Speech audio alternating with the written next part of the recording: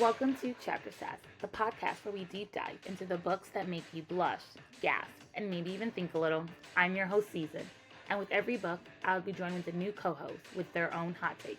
From spicy romances to messy love triangles and all the glorious chaos in between, we're here with a fresh perspective to unpack the stories we love, question what we think we know, and explore how the book speaks to us. Things might even get a little sassy. This episode is rated mature and will contain spoilers. Let's get into the first chapter. Let's get into the next chapter. So as a reminder, we're going over Our Infinite Fate by Laura L.K Stevens. Woo! And we'll be going through chapters 14 through 30. We'll just deep dive into that. And let's meet Rachel, my co-host again. Hey, Rachel. Hey. How are you? I'm good. I'm pumped. We're getting into the nitty gritty now. I've been waiting for this. So I'm excited to talk about this and deep dive and feel all the feels. Yes, we are definitely at the good part of the book. Definitely the good part of the book. Okay, what are you drinking? I'm drinking Bete Noire. So this is a French Malbec. So earthy, savory, really fruit driven, but we're going to do a little red wine tonight. 'Tis the season now that we're in the 60s in Pennsylvania, at least. We are also in the 60s here in Chicago, and we're also, like you said, 'tis the season. We're also where my name is very popular because it's like football season, holiday season. So one time I'm sure I can maybe get something semi-personalized because I'll never be able to walk into a shop where it's just oh, let me get this cup with my name, but I'll have some form of something season in it. So Something season. Okay. Well, let's get into this. Just as a reminder, last week we got to the point where we found out that Dylan is AKA Arden. So I definitely picked up on all the clues very early on. Also, everyone, I could have read the end of this book and I chose not to. But I'm at such a good part. It was so hard to put the book down. But I was like, you know what? I kind of like that I was just theorizing and I didn't know if my theories were true or false. So I put down the book. But I left off at such a good part. Yeah, you're stronger than me. I would have just sent it. So I was like, no, it was different. I was like, oh, I kind of like not knowing the ending. So we're not chapter 14. So we're at Wales 2022. So it's present day. And Evelyn is shocked that Dylan, aka, is Arden. She's like, you're 20. And turns out that in this lifetime, Arden was able to skip 2 years of school because Arden is he's done math and English so many times at this point that they let him skip a few years. So he was able to say that he was 20. And Arden admits that he wasn't planning on getting close to Evelyn and her family in this lifetime. He was going to kind of do what he did in El Salvador. But Gracie made him part of the family. The younger sister would always include him in her little plays that she threw or things. So it was very hard for him not to integrate into their everyday lives. So Evelyn pretty much is are you gonna kill me now? And Arden's response is I think I have to.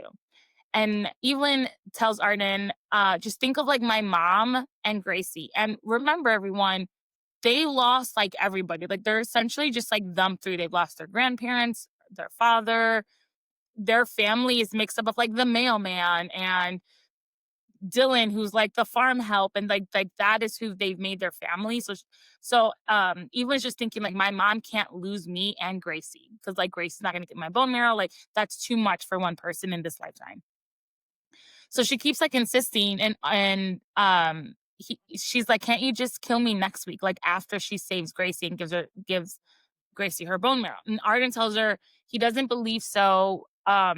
He doesn't believe her because she's ran away in different lifetimes. So he can't he can't wait till next week to try to save Gracie because whatever is going to go on, he doesn't trust Evelyn to say.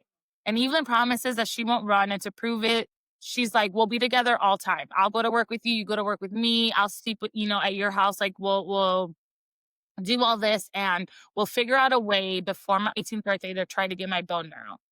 And so Arden agrees, he agrees because he does love Gracie in this lifetime.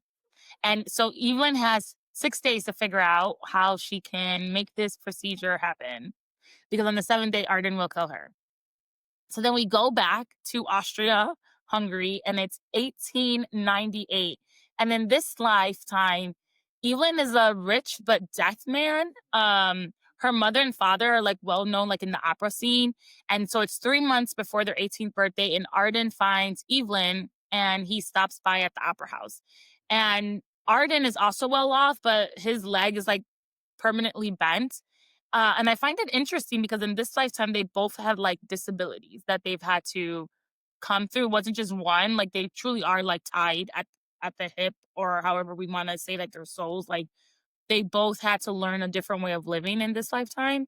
And Arden is just talking to Evelyn, and Evelyn sees her mother a few rows back and she's like, stop procrastinating, just kill me. And Arden he wasn't going to kill Evelyn at this point because they still had 3 months. Like he was just truly trying to like, I think like, he loves Evelyn, like try to like really get to like know her.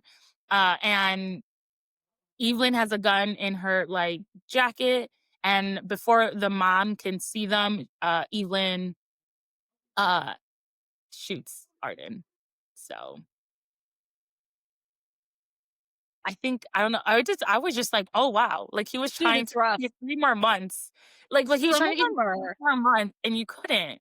And I found I this think go ahead, sorry. no. I just feel like this is like back to the question that you asked me at the end of the last one of like how exhausted she is. And she's like, it doesn't matter if I could live 3 more months. Like, I just want to be done with it. Like, I just like to get to that point as someone who in all her lives loves so deeply. Like, I feel like you can really see in this chapter just like how fed up she is with this whole thing. Yes. Honestly, and I think I completely agree with you, and I think in this one, we start to get more and more of Arden, and I feel like in this one, it was interesting because like, Arden was gonna give Evelyn those 3 months. He was gonna give her so that she could hang out with her family in this lifetime, and they also, like, say it's because throughout their whole lives, they've been poor, they've been rich, they've been whatever, and in this lifetime, they were very, very comfortable, and, like, just giving her 3 more months to, like, live this lifetime before, they had to leave, but she decides to get done with it early. So, uh, yeah. So now we're in chapter 16. It's Wales is present day again. And back at the barn, remember, Terry is knocked unconscious with the shovel. So he's starting to like come back and he overhears that like Arden will kill Evelyn. And then he asks Evelyn and Arden if they will let him go. Then he won't go to the cops. And Evelyn is like, maybe and Carrie was like, I need a hospital. He's just not doing well. And Arden's like, we absolutely cannot let him go. He's gonna go to the cops. Um and but now Evelyn feels guilty and she's just like, no, like someone's not gonna die on our watch. Like I thought he was you. He's not. So like he's just like an innocent bystander. So they go back and forth, but at the end of the day, like Evelyn's like, I'm going to untie him. We're gonna take him to the hospital. And Arden does go along with it, but they literally are telling him, you cannot go to the cops or he will kill me. Like Dylan in this lifetime will kill me. So they do let him go. And they do take him to the hospital, and so now they're just gonna now they just have to kind of like wait the situation out to see like what will happen. But she's hoping now because Arden let Carrie go. Evelyn's hoping that there's like a chance now. She's like, oh, he's like in this lifetime, he's slowly breaking who he is, like his boundaries. So she's like, we can make it to my 18th birthday. Then we go to the next chapter, and we are in the United States of America. I absolutely love how in the US, when we get to the US chapter, they're in an asylum. So, like, oh my God. This is Yeah, that was something. so in this lifetime, Arden and Evelyn are two 17-year-old women, and they're locked away in an asylum.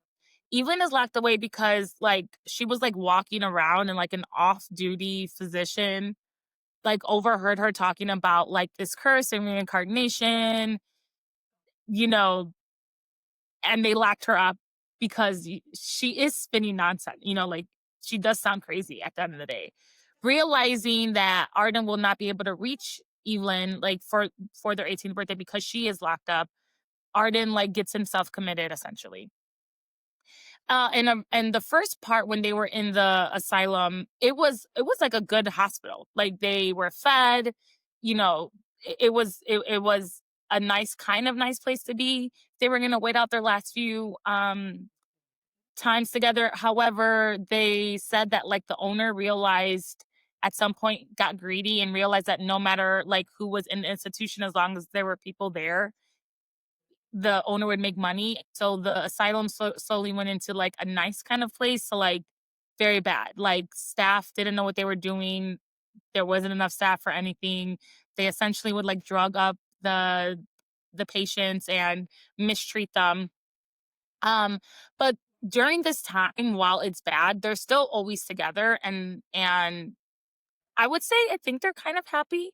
Um, while they're there, it's a hellhole, but they're together. Um, It's brutal. It's yeah, it is. And then one day Arden like tried Arden like I guess had enough of like not being able to eat, being locked up. And in this chapter, they don't say like they say they don't say like cell or room or prison. Like the word that they use is cages. So like in my head, I'm literally thinking of like dog cage, big enough for a human.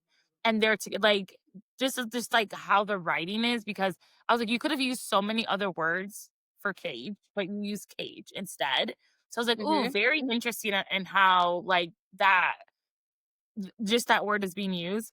But Evelyn makes a comment that she believes Arden had had enough, and so Arden like tries to kill Evelyn a little bit early, but is stopped by the staff.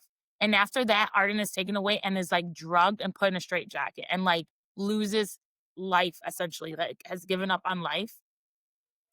And Evelyn uses this as a chance like to escape. She's like, well, Arden is too out of it to kill me right now. So like she decides to like learn everything she can. So like when she's taken out of her cage, where is she going? Where are the doors? She tries to learn every single person that's like on staff rotating, like how can she use that to her advantage? And she does. So she like at night gets the sleazy like staff member, like apparently like just fucks patients, y- tries to convince him to be like, "Oh, you can like fuck me tomorrow after bath because I want to be clean for you." But like while she's talking to him, she was like a thief in a previous lifetime, so she like steals his keys.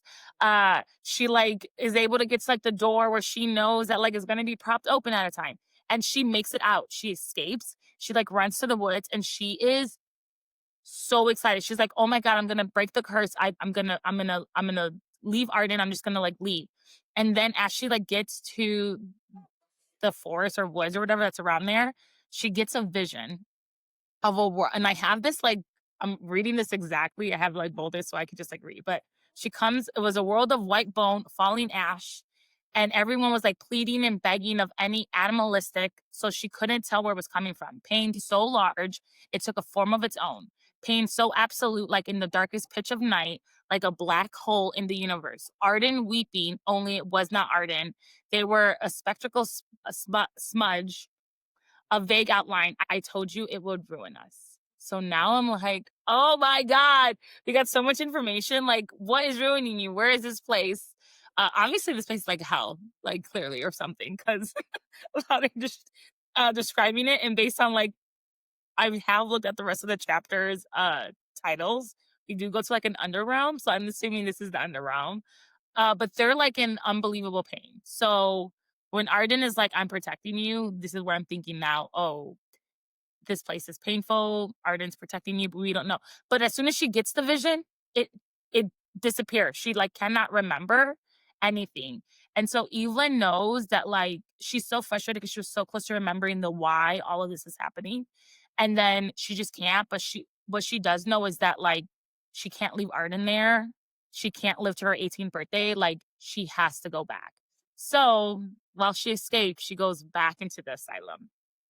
And then we get like another poem, and it really is truly beautiful writing, like in this poem. But But that was like an intense scene because I honestly, and not to be like I'm an asshole, I don't know if I would have gone back to an asylum. Like maybe in one of my other lifetimes. And I get she's like, I can't leave Arden there, but she was also like, oh, but if I could get out and get money or something, like I can go back and like there are so many other ways to go back and get them. Or I guess her because she's a her in this lifetime. But yeah, Yeah, but it's, like, literally, like, going back into hell and would rather be tortured with him than be without him, which is, like, crazy because like, yeah, you to your point, like, you could've gone and tried another way to get them out, but, like, you would rather be in hell with them is, mm, like, crazy. It's that chapter was brutal, like, I read that and I was like, "I don't know," like, that it took me a second to kinda yeah. some of No, these it are rough, was. honestly. Some of the past lives are really hard to Yeah, go through. no, and this one I think was back to because, like, they described, like, they were, like, were getting really skinny and, like because, like, when they were first got to the asylum, it wasn't bad. It was, like, a decent place to be in. And then, like, all of a sudden, they went from bad or decent to, like, worse. And then for her to be like, Arden is always like, "I'll wait," as close to your 18th birthday for him to, like, give up. Also early on too, it just meant that that place had to have been rough, like Yeah, to do that early, when in every other life, they're like, "Can we push it? Can we push it?" So then to yeah, be in a life where you're like, "I'd rather rather be," that's that's rough. yeah. So we go back next chapter. We're back at present day. They take Serge to the hospital. He does have like a concussion. They have to give him the doctors give him medicine and everything. But Carrie keeps his word. He does not say anything at the hospital. He's just happy to get help. So Evelyn and Arden head back to Evelyn's house where she tells her mom that her and Arden are dating. And the mom is so happy and she's so excited. And they make like the author like writes it and like she hasn't smiled like this since before like Gracie's diagnosis. And remember, there's been so much hard stuff, going on in her life. Grandparents dying, husbands dying, fathers dying. Um, and the way that the author writes this, so I'm a wish granter for Make a Wish.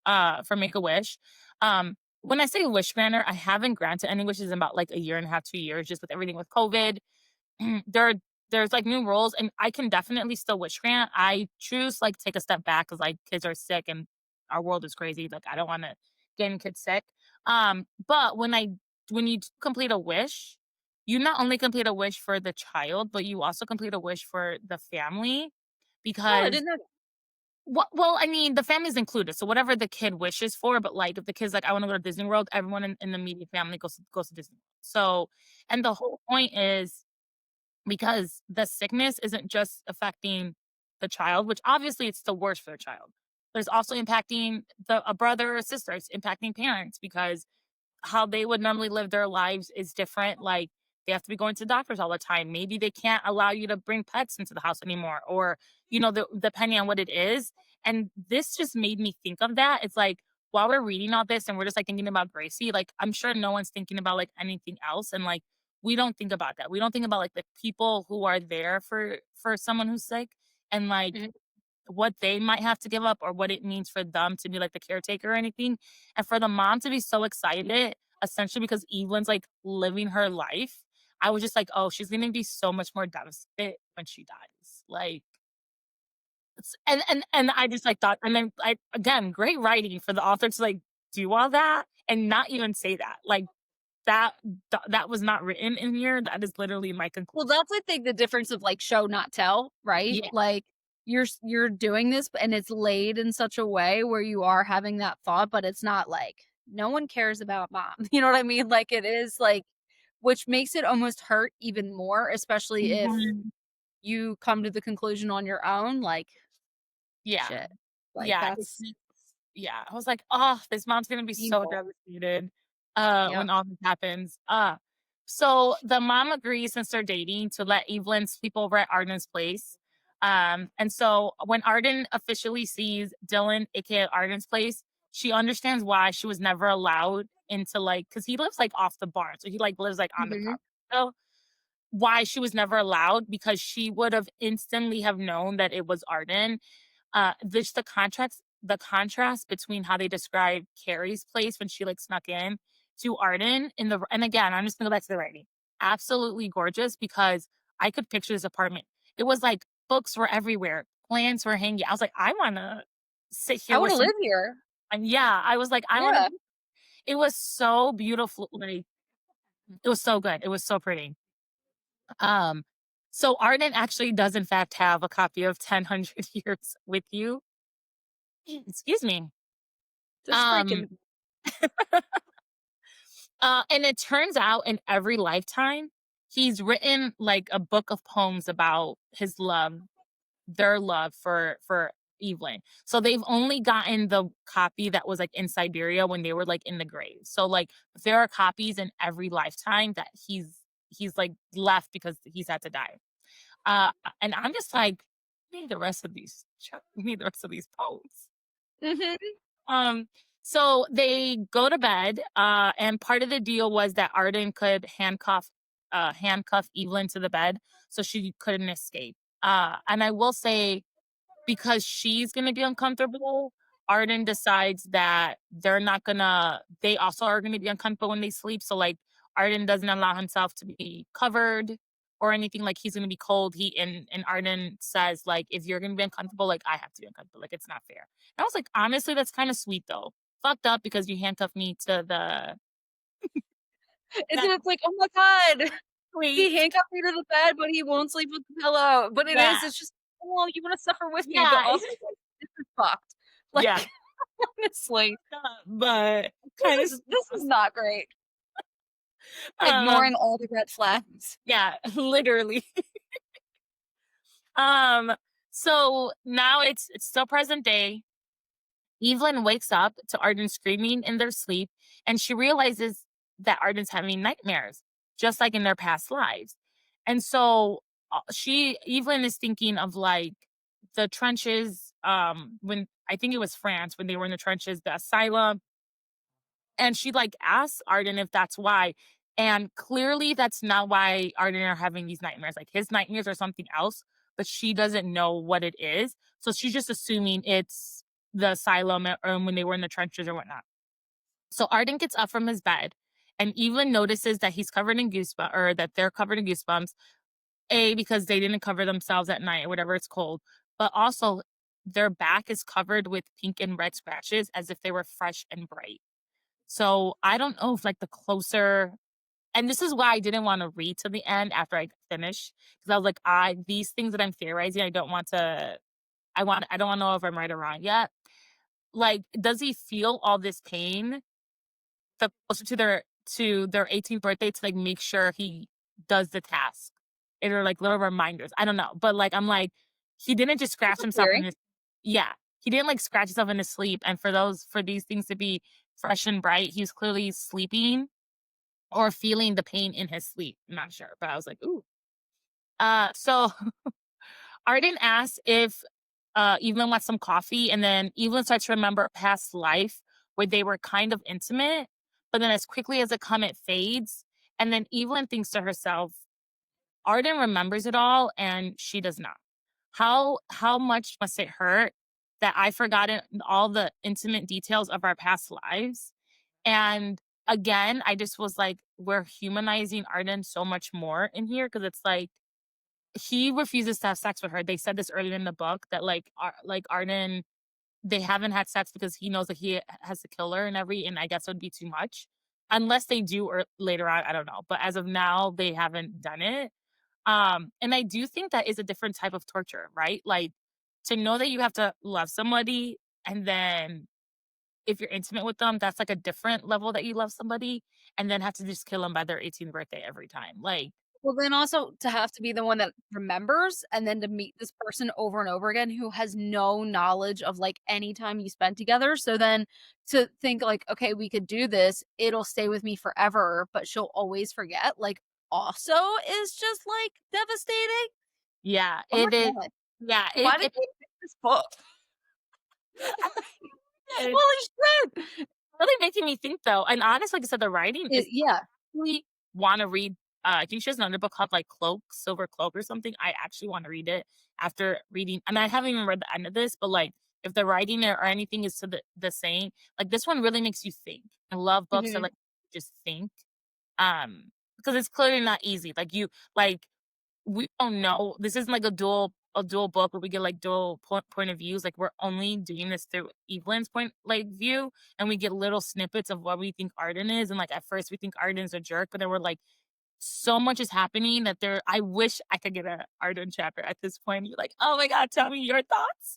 Yeah, like, let me see what's happening, like, behind Yeah, your head, and that's, like I have a love-hate with single POVs, and, like, I have a love-hate with dual POVs, but, like, when you read books like this, you're like, "But I just hurt me more. You're already breaking my heart with every chapter, so what's the honestly, difference?" like I'm on the verge of crying. I was like, I just need to know. I like need to know his feelings. Mhm, So they end up going to the hospital to see if they can convince the doctors to like do the procedure early, to get like her bone marrow. Turns out they can actually, if they do the procedure early, they can store the bone marrow until Gracie needs it, so like after her infection, so that's great. Unfortunately, the hospital that there are is like understaffed and they're completely booked until Monday. So Evelyn's 18th birthday is Saturday, so they're like, the doctor's like, unfortunately, like, there's nothing we can do. The only way that maybe we can help you is if someone cancels their appointment. Like, and they don't know that that's gonna happen. So next chapter, we're in the Dutch East Indies, and it's 1770. In this lifetime, we find out Evelyn should have died a few times before and has not. So this is when she realizes that she can only die at Arden's hand, and I guess vice versa. Because as a child, she contracted a fever, and the doctors and everyone were so sure she would not live through it. And then this lifetime, she's a little boy too, or she's a man. But she lives through it. Then she should have died with her like dad in a storm, and there were very few survivors, but her and her dad survived. Then later on, she ends up getting like some form of like cancer, mhm. and they were gonna like amputate her arm, but then she like heals, and the cancer keeps coming back and forth, but it heals. So like she just like living through. So she realizes now that like I can only die at Arden's hands. Which quite frankly, if I knew that, I would be so reckless, like so reckless Oh, because yeah. I was like, Like, what do you have to lose at that point? It's like, what kinda crazy shit can I get away with? so reckless. And now it's hours from her 18th birthday, and in this chapter we also learn that even if she makes it to her 18th birthday, she has to die before she's born, like the time she was born. So, like, in this lifetime, she was born like, I think they said like 7 p.m. or something. So, like, even though it was her birthday, Arden had until she was actually born. So Arden does find her and tries to like, slit her throat, but because they're like on this boat, like someone from the crew sees it and like stops Arden before they can die, and ties up Arden. So now Evelyn is very excited because she's like, "Oh my gosh, I'm gonna make it past my 18th birthday. Like Arden's tied up. It's my day, and it's like minutes now before her 18th birthday." And she like makes it, and she's like so excited. She's like, "Oh my god, we're about to break the curse!" And then all of a sudden, her breath is like taken from her lungs, and she feels like an invisible lasso like tighten around her middle.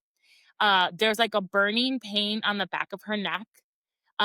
And she's like feels like she's being pulled by a hook backwards, and she just doesn't understand like why she's feeling all this. And it's like literally seconds after like the time she was born. Arden somehow like escapes like and pushes them both off the harbor, and they like split their skulls and they Smash die. their skulls in. Yes. And so now I'm thinking, oh, it's I don't know if you can hear my sister's dog. She wants to come in. She's like, let me in. "Let me in, I wanna hang out." She wants to talk about books. She's a Uh girl's girl, let her in.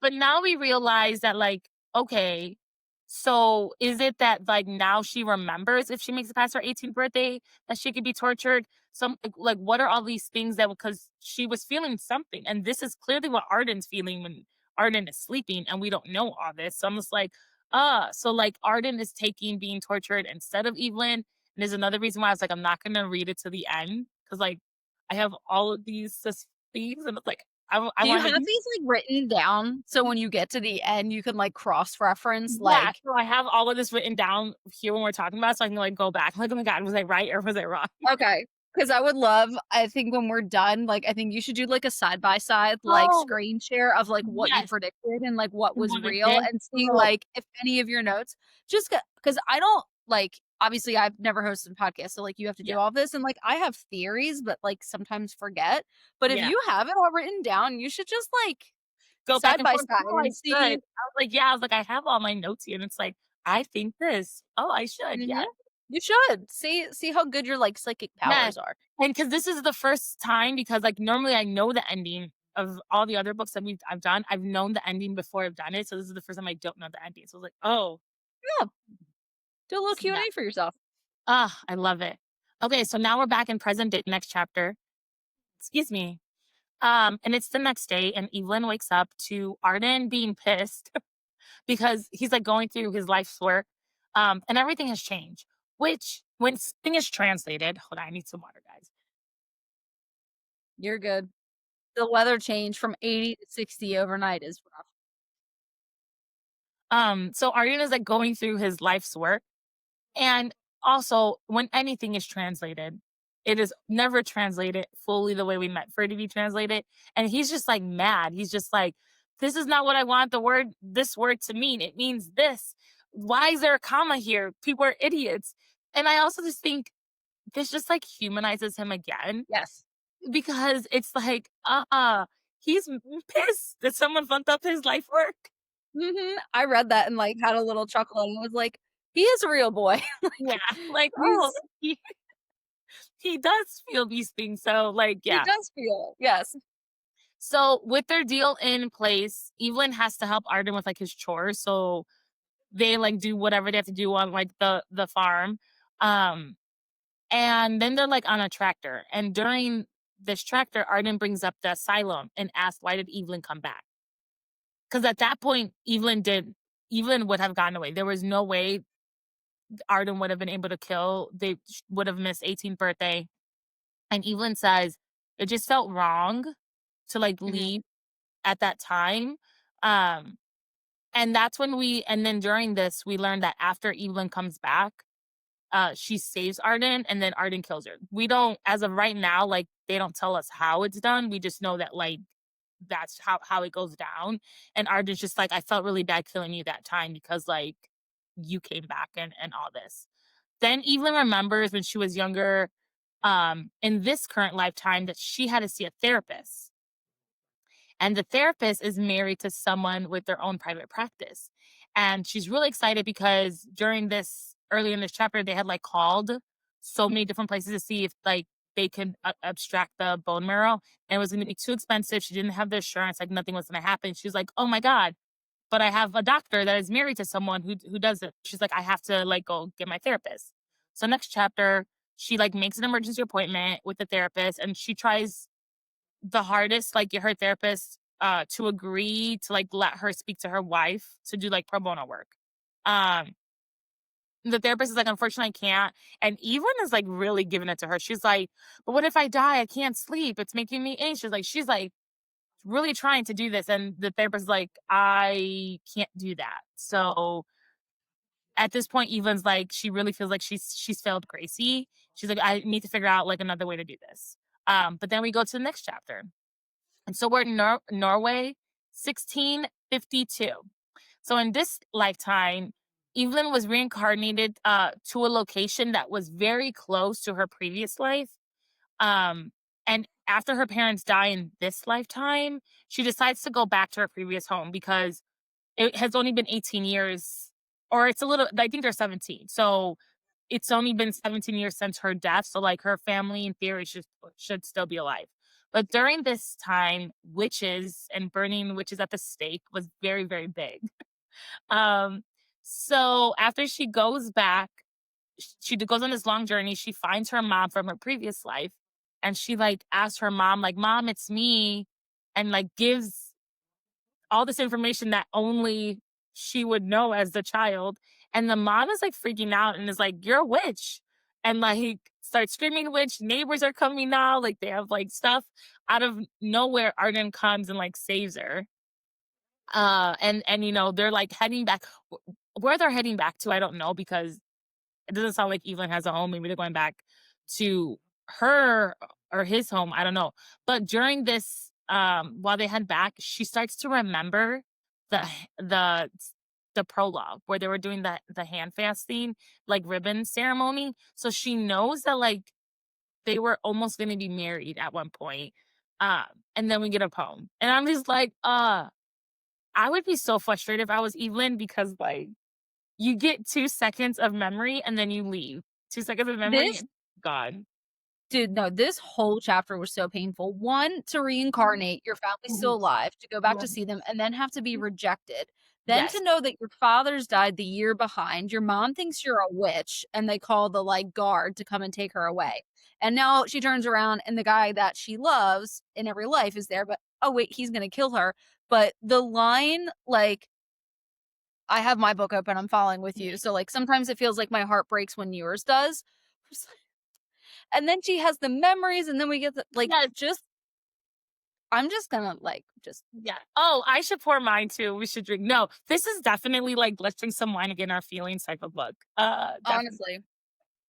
Yeah, sorry, Uh, I didn't mean to interrupt you, but oh this one is no, interrupt all the way. That's the whole point of this. So now we're back in Wales. It's present day. It's the next day. Arden goes to work with Evelyn at the bookshop. And they start to talk a little bit about their past when they were little. And Evelyn's pretty much like she remembers some things, but she doesn't remember other things. And then in a previous chapter, they said this line, and I'm gonna say this line again. I didn't pick up on it the first time they said it, but they mentioned it again, and so I was like, "Oh, this line has to be important." So the line is, "If a hero is someone who will give up love to save the world, then a villain is the reverse. Someone who will give up the world to save love." And that's gonna be kind of our sassy topics. We don't have to go too much, but like, what do you think that means? Like, how does that relate to Arden and Evelyn? Arden uses this, and he always uses the word villain. So clearly, Arden thinks he's the villain in this. Um, during all this.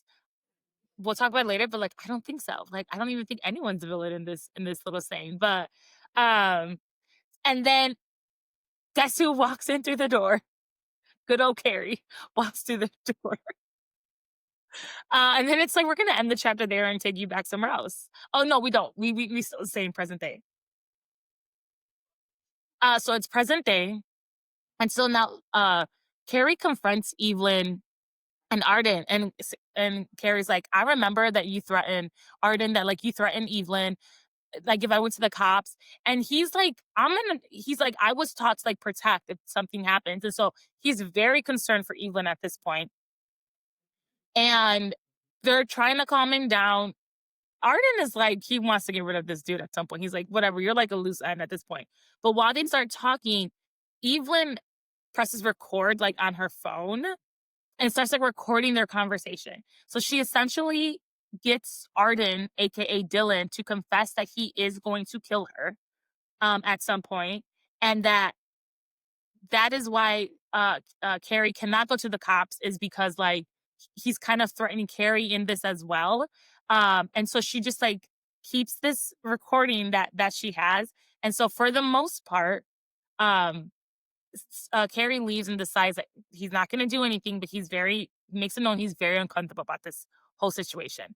And so, like, after Evelyn's shift ends, she gets a phone call and there's a voicemail, and it's her therapist. And the therapist is like, it's technically like not against anything, for me to, we're not like breaking any ethical laws, whatever. But she spoke to her wife, and she will perform the procedure Friday night.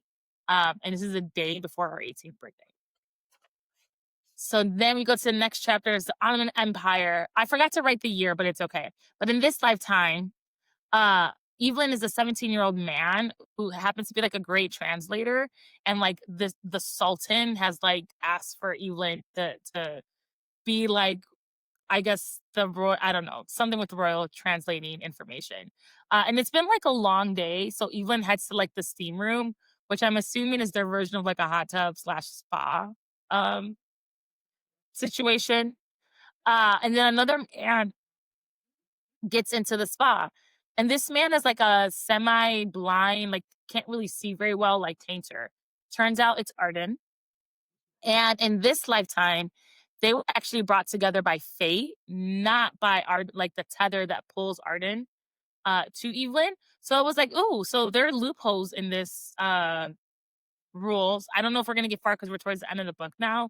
This matters anymore. But I was like, oh well, if the tether wasn't using and like they can still find each other, interesting. Um, but while they're in the water, like they just start talking about like life and whatever, and it turns out that like most likely Arden is gonna be here and he's gonna have to do something with like the Sultan, aka like sexual stuff or whatever. And like Evelyn's like, I'm a virgin. I've that like I don't like she like doesn't want this and she like wants Arden. So like not that they kind of like they start making out. They're like in his hot tub. Nothing really happens, but then the Sultan walks in on them. Um and they don't get to do anything. And then it's present day again. So it's the next day and Evelyn and Arden are getting ready for bed. And while Arden showers, Evelyn sends the video to Carrie and tells them to go to the police after the procedure. So the procedure supposed to happen around 4. So like not take this to the police until 6 p.m. because she's like, I'm gonna save Grace and I'm gonna save myself. Like, and this is how I'm gonna do it. Because if they can arrest Arden right there before her 18th birthday, she's like, I can make it. Like I can run away and I can make it a day and we'll be fine. And pretty much the rest of the chapter, like after this, we get to know more about Arden, and he tells Evelyn that like he loves her, and he can't get close to her because like the way they were in Siberia, because that hurt too much to lose her. Uh, and like he just literally can't do that again. And honestly, like I was like, he's again professing his love for her, and we only see her point of view and like she loves him and she knows he's doing this for a reason, but like to get an Arden chapter right now, I would have loved it so much. And like as a reader, my heart goes out to him. Like, because it's been years since Siberia, and he's like, I cannot get close to you. Well, you have Like, to figure, like, just the grief of, like, carrying it, and then, like, what is it? I literally just had it. It was like, I'm always yours, right? Like, and yeah. every time.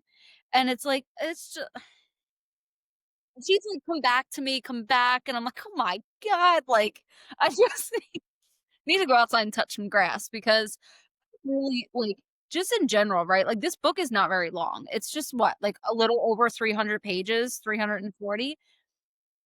I think when we talk about fantasy books, there's like we always think of like the length. It's like, okay, well, it's like 500 pages and I know I'm going to be terrorized. Nothing prepares you for that little 320-page absolute soul Mhm. crusher of a book. And And it's that's what this time. entire thing was. The Yeah. whole time. Yeah. It's It's endless. times. Yeah. It's not like once or twice. It is multiple times that you're like, I wish I knew. Ah. Okay. So we go to the next chapter. They're in the Mali Empire, 2090. So I actually did the math at this point. It's been 732 years. I just want that to sink in. 732 years of Yeah. killing each other, family, different moms, dads, brothers, Not siblings, knowing not to knowing, breathe. like literally being like, this man kills me in every lifetime. He won't tell me why. You're literally left in the dark 732 years. Like, ah, Yeah, it's even rougher when you put, like, the number on it. Like, you're obviously watching time pass, but when it skips, you're not really, like, actively tacking a number on. So I'm like, I love that you did the math, but also, like, did you need to do the math? Like, well, I'm simultaneously at the same time. honest. And I'm like, that is a long time. Also, that is a long time to always have hope. Like, yeah, Yeah. there was a few times where like Evelyn may have strayed, which girl, totally understand, would have done the same. But after 732 years of just being like, I want love, I'm gonna make it to my 18th birthday, like just like she hasn't given up by now. Mhm. Like, I don't know if I would not have given up after 732 Oh, years. Like, no. yeah. Oh, no.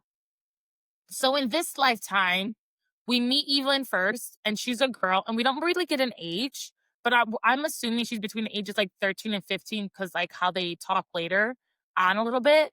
And Evelyn is looking for her best friend. And like in this lifetime, her best friend, like with her family's like, you guys are God destined to be best friends because they were born moments apart from each other. So right away, as a reader, we know that this has to be Arden, like literally, like right away. So Evelyn finds her best friend slash Arden like in a tent reading a map, and they're just like joking around, having a good time. And Arden uses Evelyn's name and not like the name given to her in this lifetime. And so Evelyn's like taken aback at first because she doesn't figure it out right away, but then she starts to remember that like, oh my God, you're the person who's killed me all these times before. And then Evelyn gets mad. And she's mad, but she's confused, and she's like asking, like, why are you getting so close to me just to kill me? Like, and you do this in every lifetime. Like, why? And then Arden replies, I cannot tell you why, but believe me when I say I do not have a choice. And I'm just like, to get an Arden chapter. I would love it so much right now. Cause like, why? Why can't he say anything? And then Arden says, our families believe we're God, like fated friendship. What was I supposed to do? Because remember, they both don't find out who they are until like 7 or 8. And so Arden's like, when I found out around 7 or 8 of who I am and what I'm supposed to do with you, what was I supposed to do then? Murder a child? I was a child myself. Stop talking to you entirely, leaving you like agonizing over years that like I hated you. Like our families are so close. Like I couldn't just like not get close to you. It like didn't make sense at all. And then Evelyn just thinks to herself, and I have this bolded because I pulled it. The cruelest fate the gods and stars had ever written. The person I love most in the world was the person who would ultimately destroy me. Because not just destroying me, killing me, but destroying me like not being able to tell me why, getting close to me figuring out all this. Like every single time I'm like, you like pull my heart out of my chest. But Gosh. even the end, I loved this line was, like, towards the end of it, like, "I love you, I love the bones of you, I cannot fathom how I'll bring a blade to your throat after all that we've shared." Like, we should have done hard liquor. Like, we're gonna finish this with, like, tequila, like, we're not doing Oh, a wine we this next time. time next week we could do that. I tequila We also, gotta so we can totally do. Oh, because we're taking shots. I'm assuming like obviously we're gonna find out at the end. So like I'll figure out like if I was right or wrong or whatnot. But yeah. So now we're back at present. Oh, and then next is like a poem. And this was actually, I feel like as the poems go on, they get like better and better. And I think so far this was like the best poem that like we got about like their love for each other. Or I guess Arden, because it's Arden's poem, like love for Evelyn. And I was like, what are these other poems that he has in every other lifetime? Mhm. But it is now Friday night, and even though she's gonna die soon because she was born a little before 7 a.m. So she knows that even if she's about to do this procedure, she knows that Arden isn't gonna let her live much longer, maybe to even see Gracie to say goodbye because she has to die before 7 a.m. So as she's prepping for the procedure, the doctor is telling her, like, we can give you some meds, but just know it will hurt. And they cannot give her like anesthesia because earlier in this lifetime, she was allergic to anesthesia. But it also turns out that like local anesthesia might be a little bit different. And so then Arden is just like, well, why don't you just try local anesthesia? And they don't say this out loud, but he's essentially saying, we're both going to die soon. So what does it matter? Right. Like, as long as they get the bone marrow, like, you don't have to be in pain to do this. But Evelyn is really hoping that Carrie goes to the police. And so if she needs to run, she can't be like put under and be groggy. Like she needs to be able to like think clearly and move. So she's just like, no, I don't want to like risk, she like plays dumb, but in the book, they say like Arden like makes like a face or something. And so Arden clearly is picking up on this clue also. Like he's not dumb. Um, and so now they're like in the operating room and like this is a very painful procedure. And Evelyn's like crying because of how painful it is. And like Arden is literally by her side. And again, when I say showing how human he is, he's like wiping her tears. He's like, I'm here for you. I promise. Like, you're gonna get through this. He's like kissing her forehead. He just like let's talk so you don't think about the pain, like asking me questions like what are like, he's like, tell me like the small loves or the small wins or things. And it's just like it is like, oh, like he's just like he like I like again humanize And artists. I love this is one of my favorite tropes in books, right? Like where you have a male main character who is like, "Whoa," right? And then like as soon as she's hurt, you get the love nickname. It's like, Yeah. "It's okay." And then you're like, "Phew," and it just like hits so much harder like when they are so like ambivalent and distant and then as soon as like she's in pain, it cracks and I'm a sucker for it. And it's in so many books, but every time I'm like, it's the first time. I've Oh, never seen this before. well, I do think it hits you differently because like Arden at this point is putting up a wall. He has told us after Siberia, it hurts him too much. Like he is putting up a wall. So for us to know that as readers and then see him do this to her is just like I want to give him a hug now too. Like I know. he hasn't had the support. What is he going through? Like, let's switch it. Like, what is he going through? Like, he doesn't have the support. It's not like he can tell his parents. He is now also choosing a little bit to like not necessarily love mom and dad and siblings either. So like he really is walking this world Just now alone. like Yeah. alone. And like, It gives me, like Addie LaRue vibes a little bit, you know, where like I mean, obviously like he can be seen and people know him, but like yeah. it gives you kind of Yep, that same feeling. yep, 1000%. So then it's a present day again. The procedure is done. Evelyn's in the recovery room. She asks Arden, like, how can you go from acting like I'm nothing to wiping the tears and like kissing my forehead? And at this point, like Arden explodes. And Arden's like, everything I do, everything I've ever done is to protect you. Shielding you from my emotions is to protect you because they're so fucking overwhelming that I can barely deal with them myself.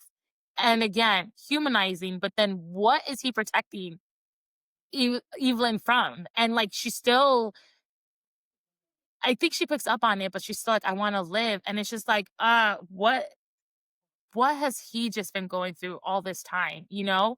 Um, but then Arden kind of gives us a clue. So Arden says, God, if I just said no back in Londonburg, if I just, then maybe we wouldn't be here.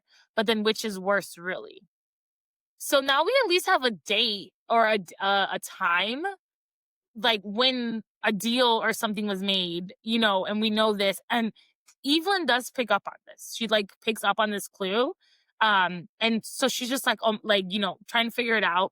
But then Arden it's like too much for him, or yeah, for Dylan. So like he excuses himself to the bathroom, and then all of a sudden Evelyn starts to hear sirens.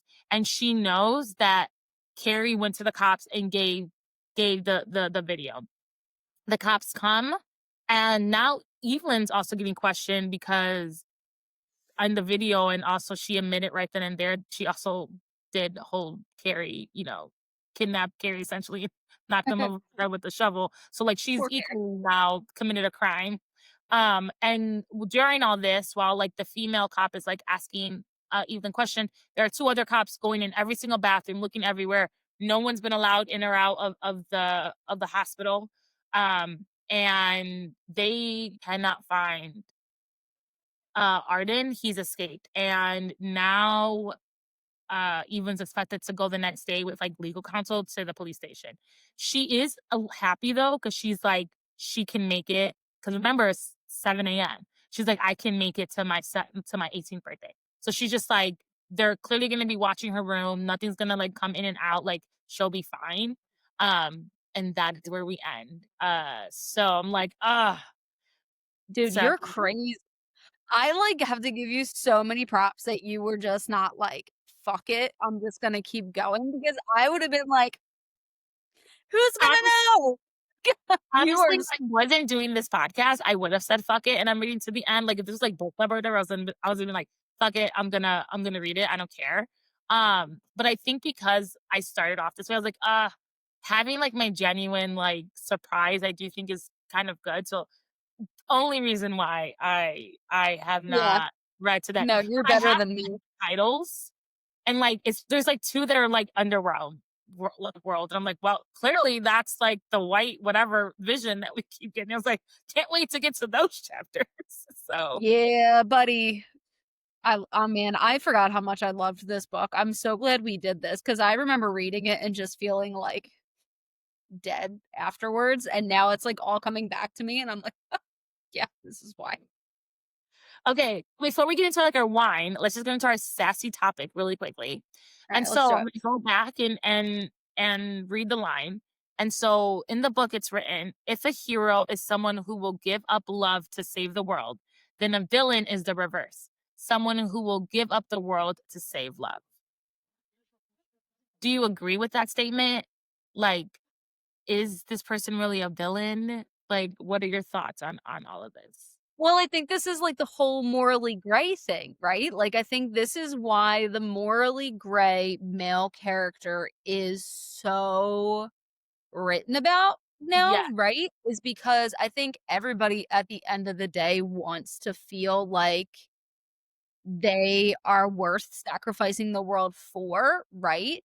And I go back and forth with this because I agree in both senses. Like Mhm.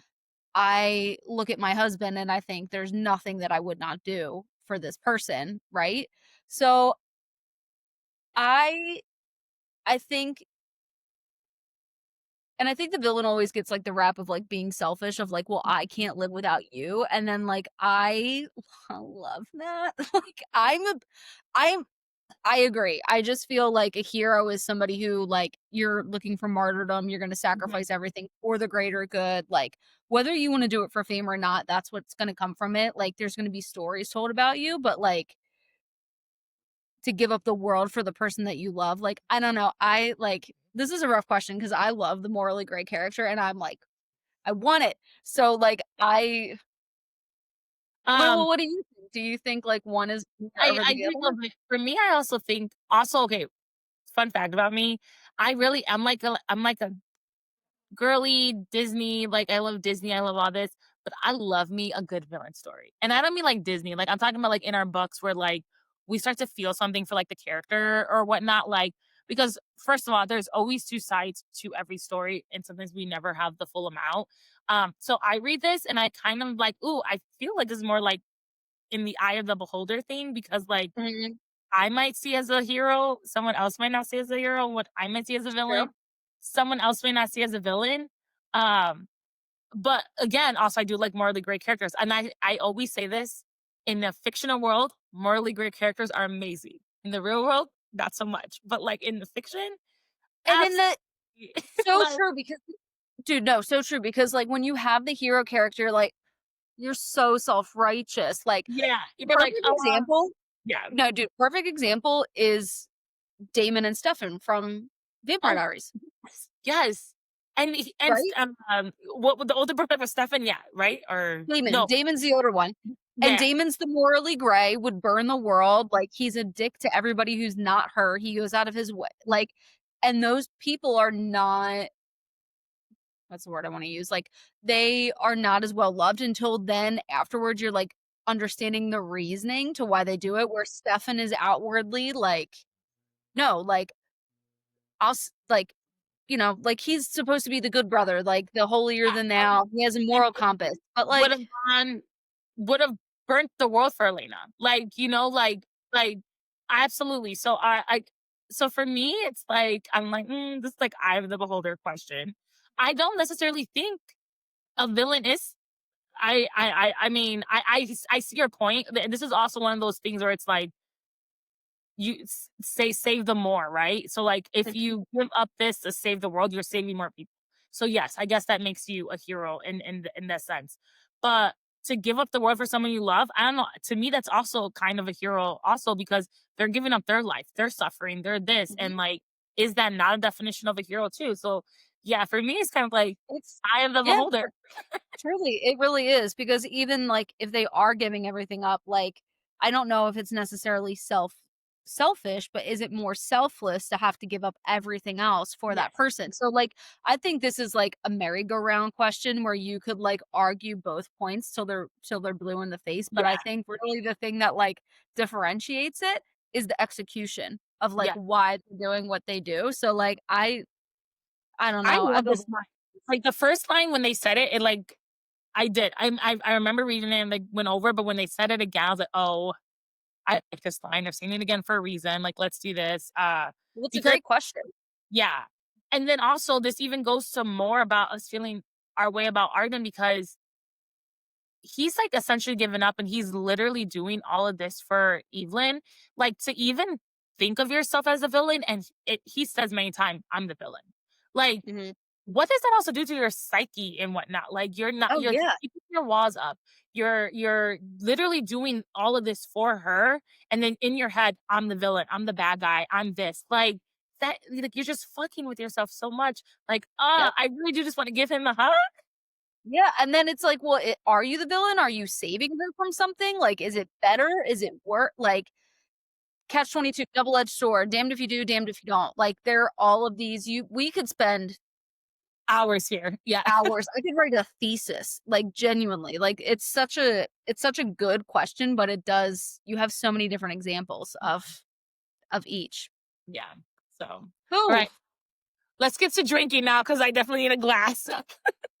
yes. I'll My pour god, mine. Yes. we need it. Alright, so let me just tell you about this really quickly and the reasoning that I picked it. So Malbec as a grape gets its claim to fame from Argentina, but it's grown in France. That's where it originates from, is like it's close to Bordeaux.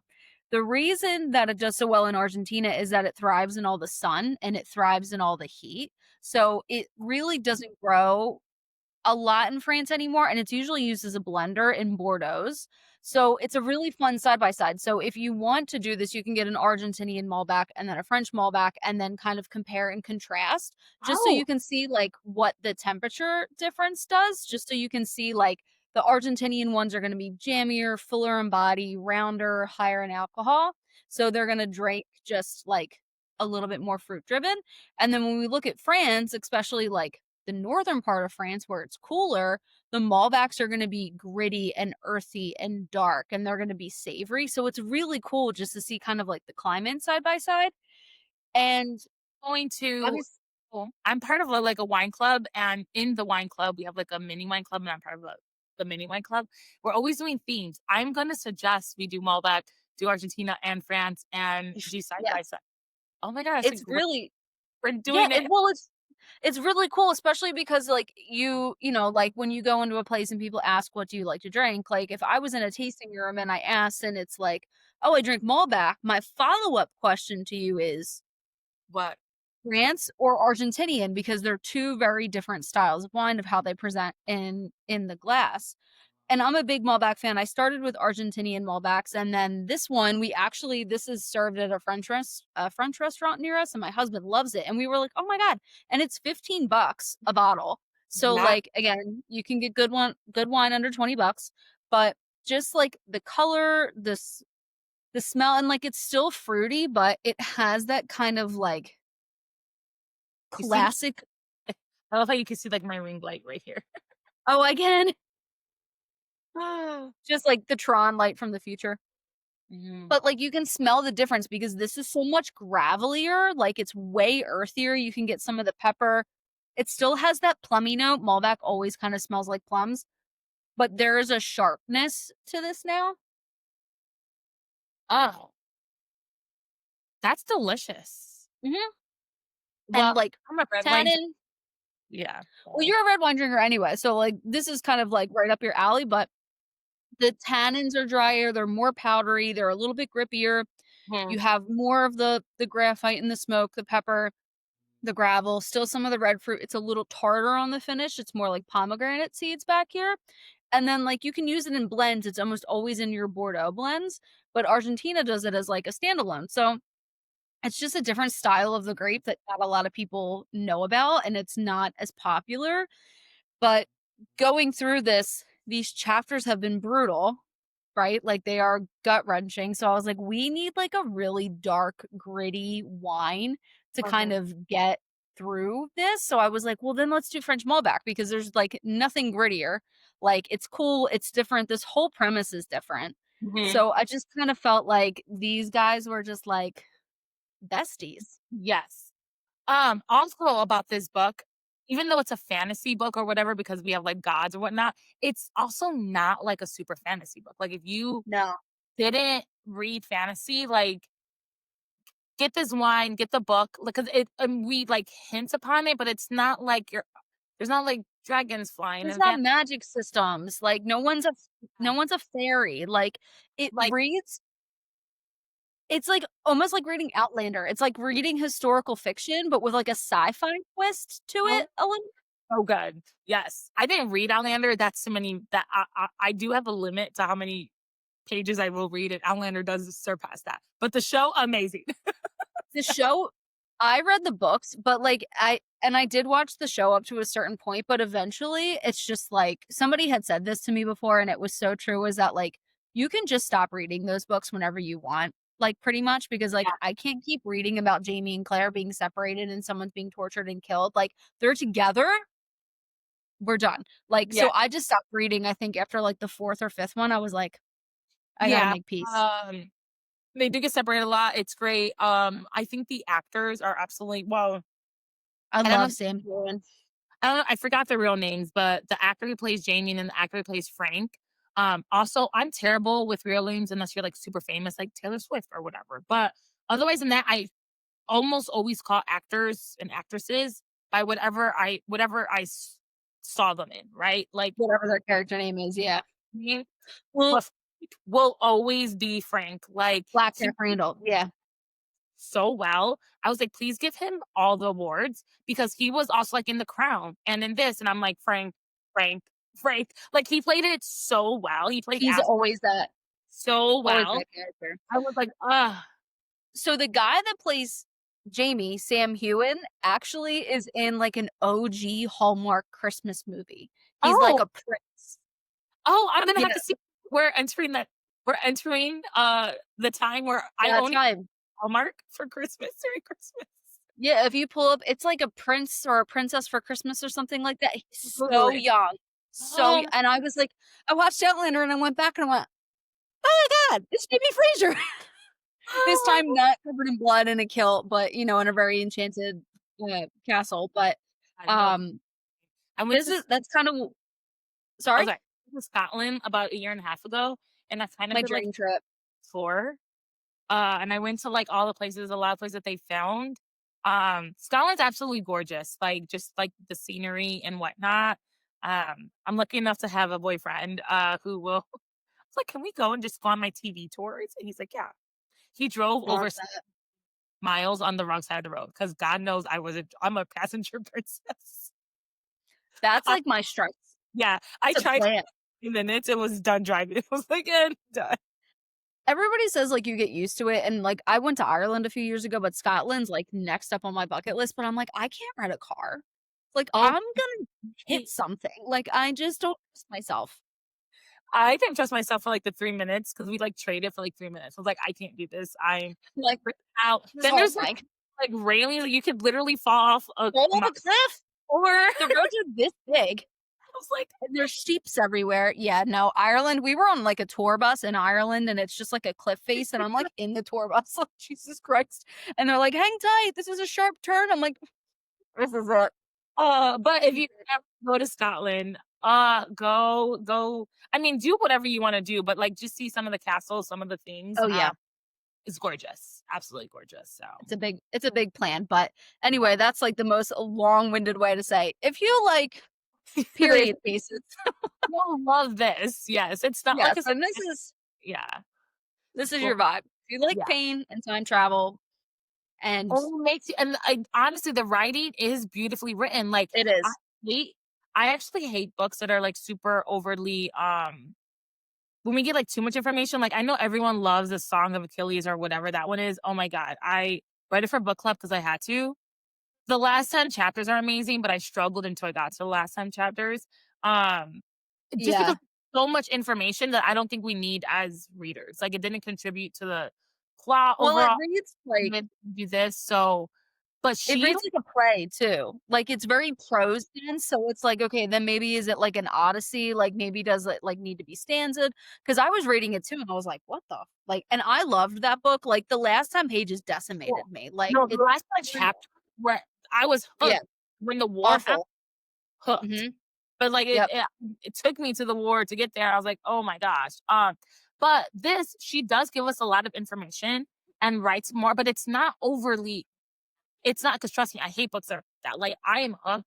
I think the writing is beautiful. She uses just the right amount of, like, words and things, and she also tries to use different words for the different countries that and timelines and time periods that they're in. I'm like, so much research. I feel like I had to have gone into It's so it's so immersive for, Mhm. like, again, the language, the words, the names, like, the structures of what it would look like, and I feel like this because they're reincarnating as, like, girls, as boys, as mixed, like, I feel like also just so out like, inclusive, I guess, maybe? Like, there's a lot of representation, like, you're seeing, like, disabilities, like, Yeah, interracial, all kinds of stuff, like, it's not just so cut and dry, like, I feel like this has so many themes in it for how tiny this is.